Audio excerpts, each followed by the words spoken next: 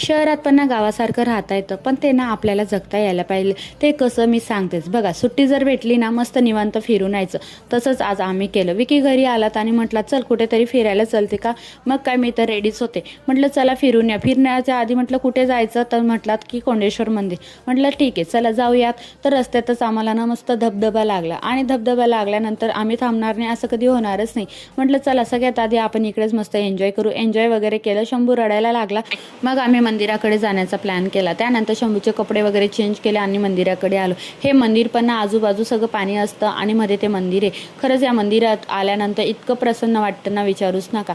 मंदिराचं छान आम्ही दर्शन वगैरे घेतलं. त्यानंतर इकडेही पाणी होतं, ते मंदिरं वगैरे पाहिले आणि त्यानंतर मग दर्शन झाल्यानंतर आम्ही गेलो होतो डोंगरावर.